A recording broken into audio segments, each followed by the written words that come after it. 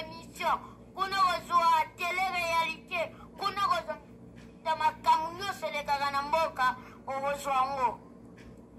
Oh, continue la vie Africa, pays la vie RDC, Captain Nabiso Kinshasa, chaîne Nabiso Lakane, Couvert TV, Tezagayango Mokoe, Tezayango Mokoe, Yomutozana France, il faut s'abonner, Yomutozana America, il faut s'abonner, Yomutozana Asie. Il faut s'abonner à Afrique et Europe. Il faut s'abonner. Amérique, s'abonner. Toujours. Black is beautiful.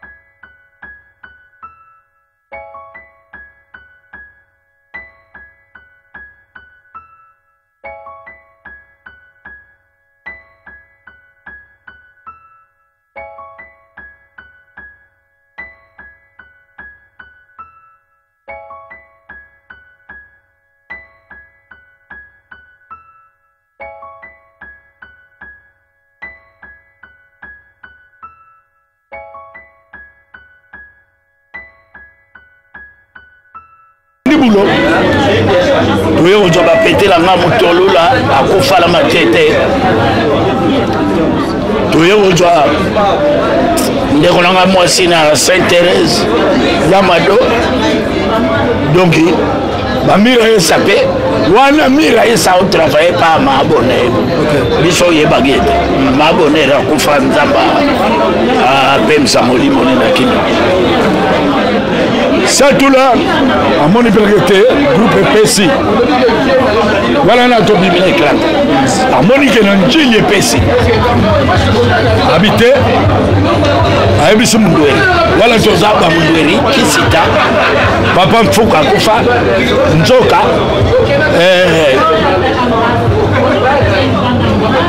Ngaï, donc Batebele. Voilà, et c'est mon Nicolo.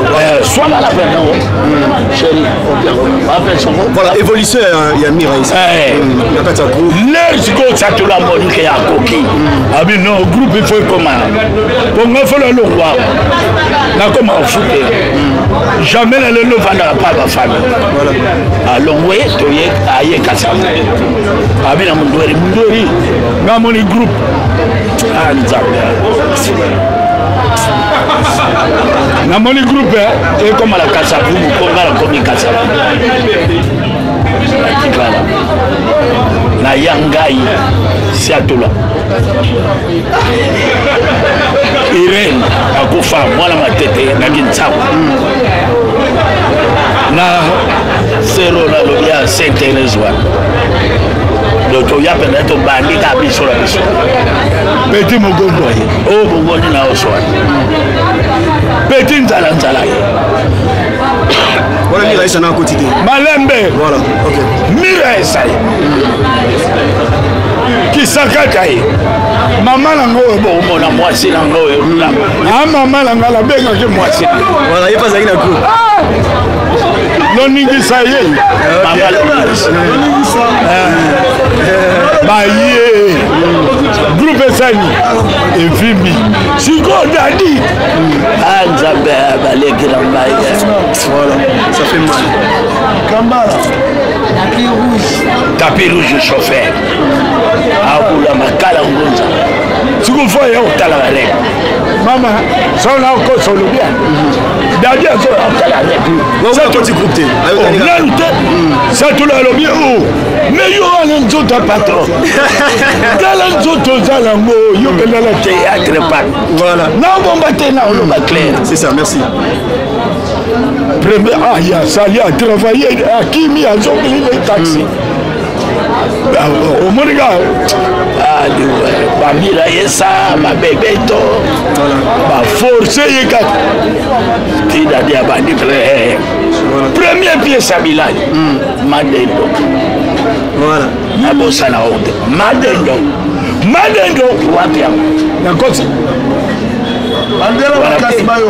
Madendo wapia yebisa bana breza na oya bakonga voilà merci basala ngande banyokola ngate voilà mais respect katako papa tika mitu Koko Bilali pièce nini oyo esala ke mokili eye ba pe mira esa ezaka pièce nini oyo esala succès ba confirmer que mira esa pas ali na bino Koko Bilali merci Koko Bilali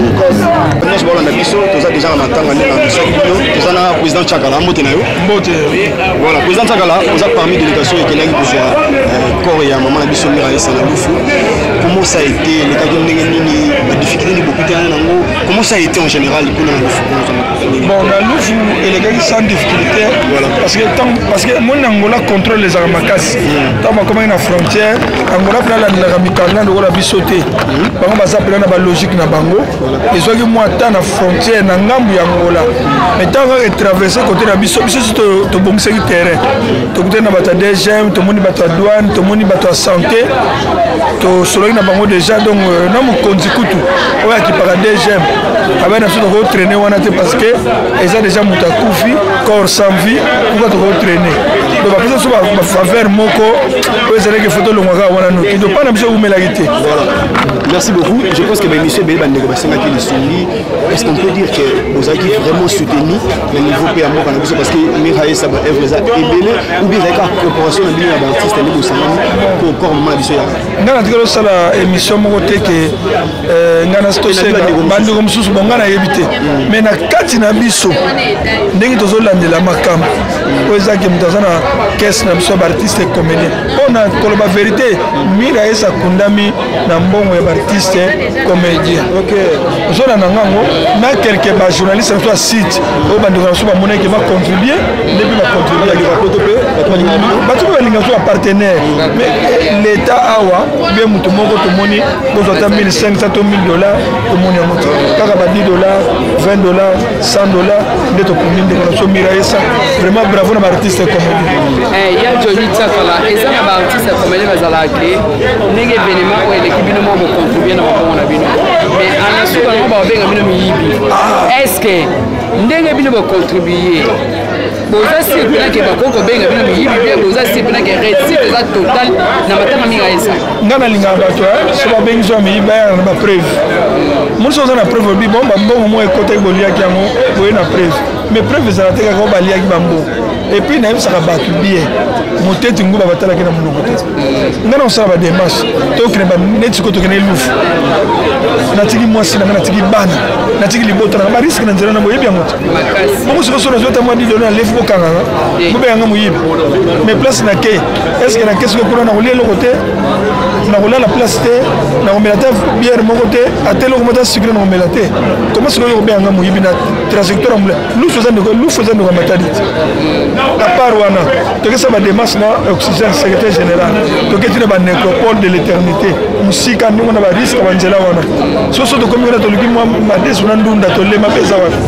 tofu bobenga so bamiyibi voilà na niveau na bino baartiste ya Miraïssa merci maman on continue na yo est-ce qu'on peut dire qu'ils ont une négligence la part na bino ventsakala osali ebele na théâtre ndenge moko na leki na Miraïssa asali ebele est-ce qu'on peut dire que ba négliger Miraïssa na l'état na biso non tolo ba Miraïssa te ba négliger na l'état na biso parce que bino mo bosa non Miraïssa bima ça fait 7 ans OK na libanda omoni so totali bien Miraïssa aza kilelo te Miraïssa aza kala na biso na ba CD totekaka na ba VHS na ba CD mais kilelo bato bata ba YouTube ozo comprendre ngo ce n'est pas que l'état a négligé mais que na période tozali et période mo malamu te ya gini ni ba ja francophonie zali ba nini susu na koloba ba députation nationale ba ko sa ba candidature na bango tant ba longa députation nationale to comme na députation provinciale na ba conseil communaux ozo mona te que nous sommes toki ko luka député atoki luka mutu tel boy tazo ko za ba réponse malamu merci à Johnny Tiakala namoni vraiment effort bien bosali ojoana Miraïssa pour ça l'effort wana Miraïssa tojouaka na ye na les amis du théâtre na major bisaki producteur na biso donc tojoué na ya mingi à part les amis du théâtre kobana Miraïssa bozalaka ensemble oh toyaki na groupe moko biso tozalaki na les duo du théâtre na Willy Mamou bango baki na groupe Swabala na badadi Kamba bapauvre dadi bamama makila wakufa babelge baseki banzambala groupe na bango mais pourquoi esali ke bondima kozwa risque ya kolonga kisasa kovoyage na lufu eloko nini esali yo na liwa Miraïssa olongwe pene otiki famille na bana na yo mais okoyoka na lufu oza na intérêt moko quelque part intérêt moya nini je ne sais pas parce que babika bino na monde ya théâtre bokoma na division non mais kotala sikoko yo ancien na biso okite pena kisasa otiki bana na yo oui yango nalobi te otiki pena bana na yo mais ondimi kozwa Miraïssa eloko nini pousse yo mpe mawani esali kokozwa Miraïssa na mboka lufu parce que tant que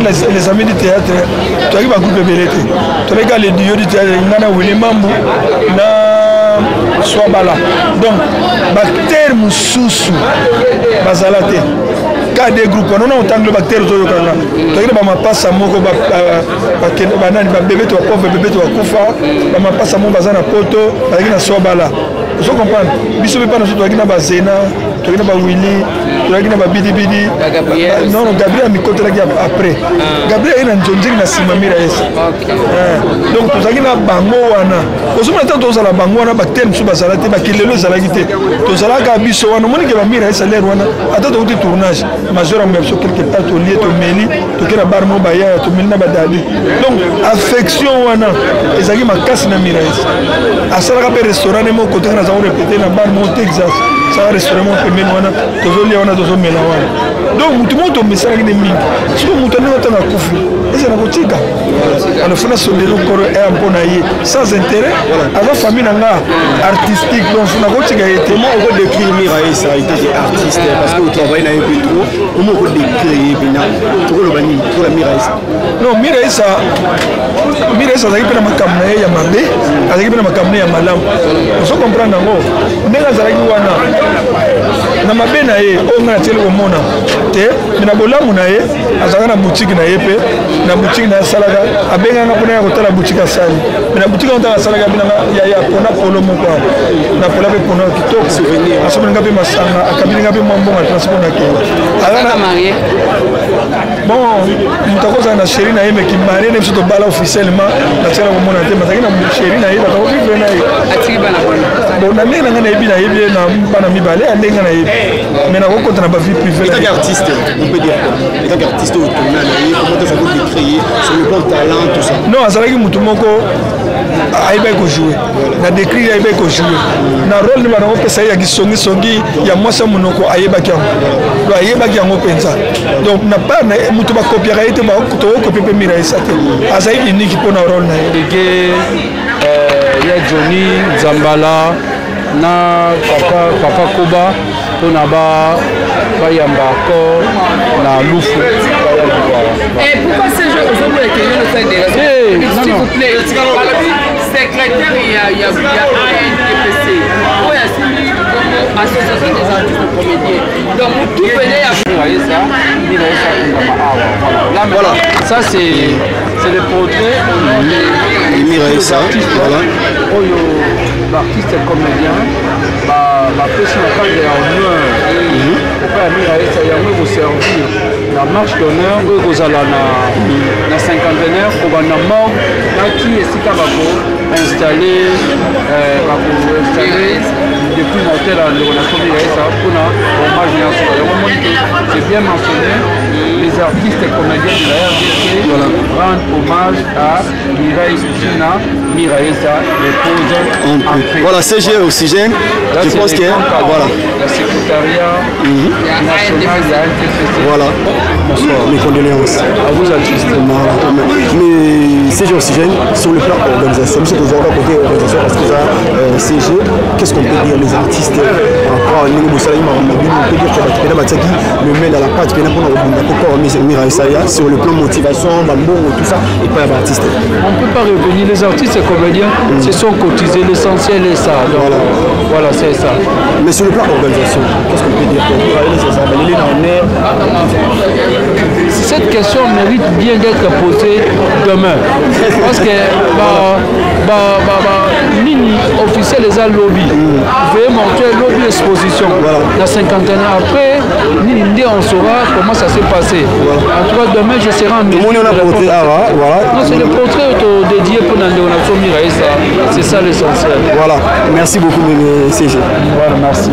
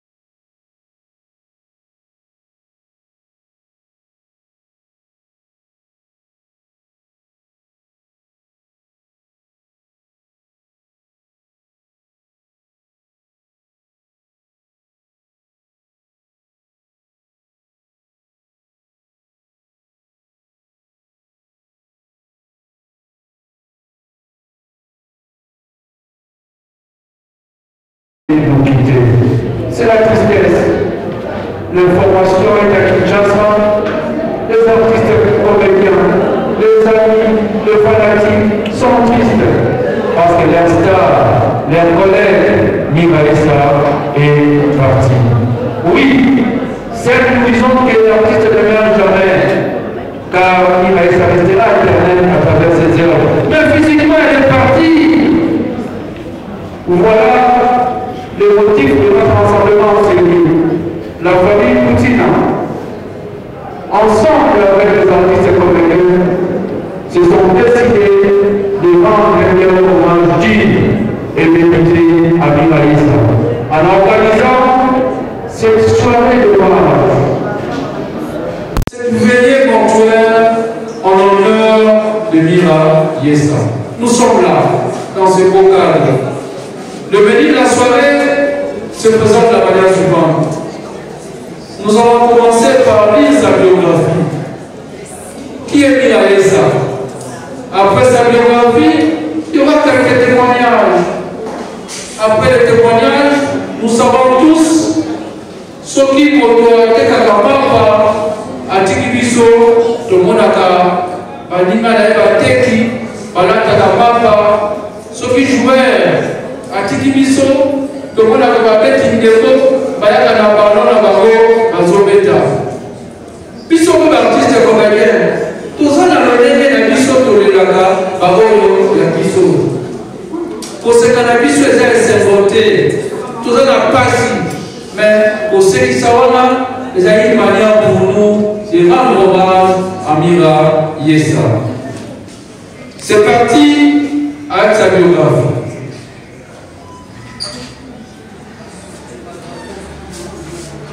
De son vrai nom, Poutina Loulou Mireille. Elle est née à Kinshasa le 19 juin 1972. Fille de papa Poutina Touekou Olifas, vieux zèle pour les intimes. Et les mamans Alongo à Antoinette, la maman nous a quittés. Miraïsa a fait ses débuts artistiques au sein du groupe de Siadoula, le groupe Swabala. C'est par là que Miraïsa a débuté. Jour pour jour, elle a totalisé plusieurs années dans ce métier. J'espère que l'OMI, peut-être au yoga, le Rafinaye, Nabolaï, la filmographie na Nyonso, ma film ya Sala, ma participation dans ma pièce, peut apporter dans le monde d'Abisso. Voilà en bref, si je vous ai juste présenté mon tour de l'eau, Bisso, nous aurons un hommage. Nous allons passer dans le témoignage.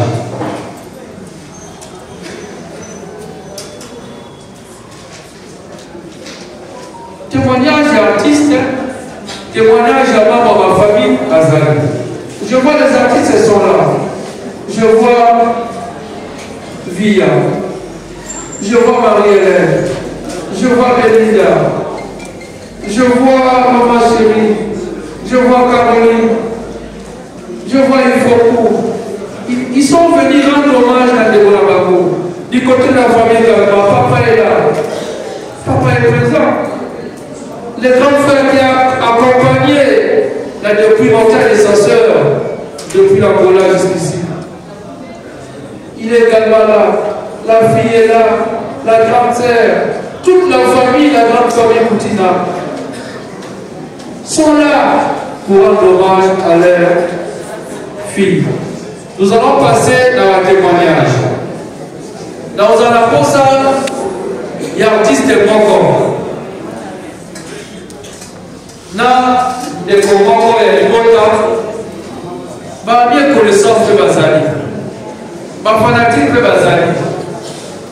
On le dit aux micros, puis on fait ce témoignage. Témoignage des arts, et nous, comment on va se la ma fanatique, au Tagan, et nous, comment on va se la c'est ça vous avez un témoignage. D'ailleurs, ils ont difficile pour les micros pour témoigner.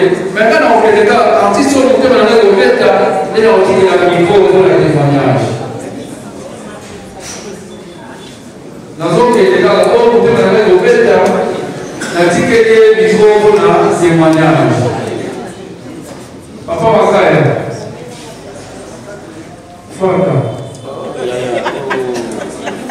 Maman leki na ngai ya monga yawa. Voilà, moto na zo memela micro pour la témoignage ya moso.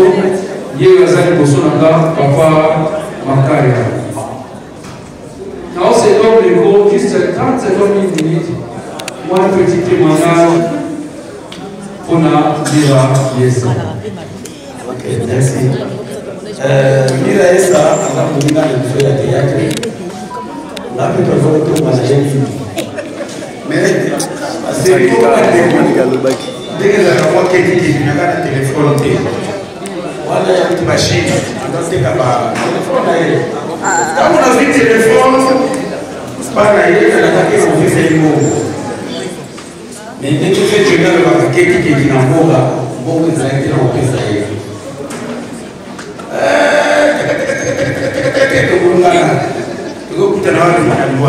On confond le téléphone. Vous voyez, Bandeko. Bandeko, vous voyez, on confond le téléphone. On confond le téléphone. La joie qui a beau, la batola, la foi congolais. Il faut avoir le foot d'amour, alors, dès qu'on parle en français, ça ne va pas en famille. Donc, selon la guinaille, vous savez,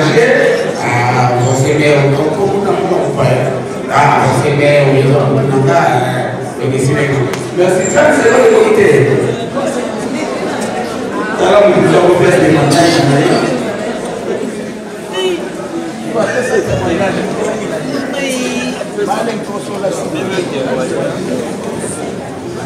Merci, là c'était le premier témoignage. Les artistes sont nombreux. Maxime est là. Bon, avec ça est là. Les micros ont été là encore. Oui, c'est quand même là. Mais ça fait la Linda Massana et Samo. Toujours continuer. Nos amis de l'Angola également sont là. J'étais avec Linda. Oza Mokolo, Voliaki, na Kinshasa au Angola. Ozaki tunapena Miraesa.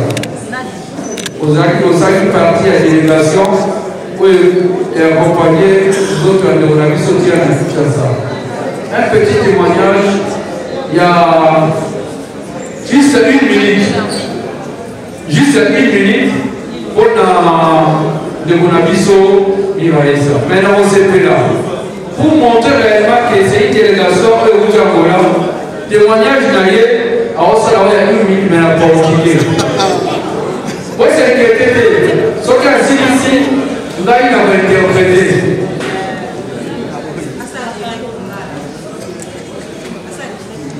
Vous avez confiance dans l'acte pour l'interprétation.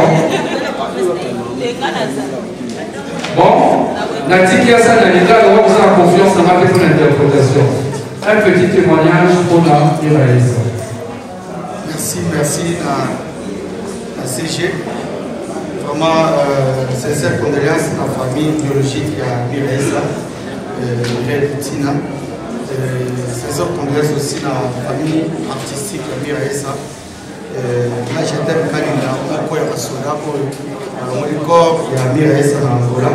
Et on dit, ah, Miraesa qui a Bissou, en Angola, comme le CPI, Dona.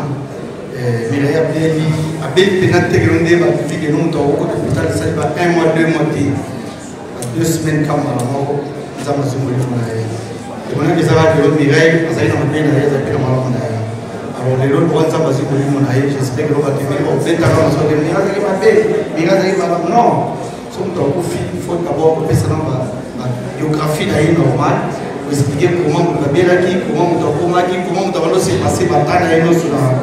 Alors, Mireille, le retour de petit lobby, nous avons dit c'est qu'il y a des avantages. Bon, il y a des avantages, il y a des avantages, tout choc, Luanda, les avantages artistes, c'est là où on travaille dans la commission. L'État comme le confinement, les travailleurs, on est normal, on fait ce que j'étais à dire, c'est la bonne question, on l'a aillé, à Salé Boussala, à Zone, et puis à un moment, on a tiré du pinza. Avec l'idée de la pépénale de la Moussala, la tique, c'est qui, entre parenthèses, Merci.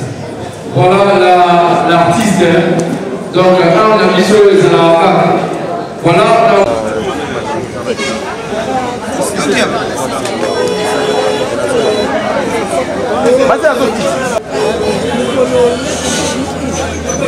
Kala basimbaki nzonzi à l'époque bango ya na safi na ya na mati ya safi na kina sasa so talba théâtre là basimba nzonzi ça doit jouer yo jouer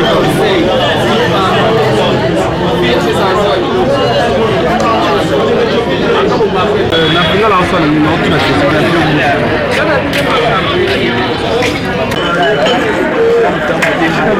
Jésus.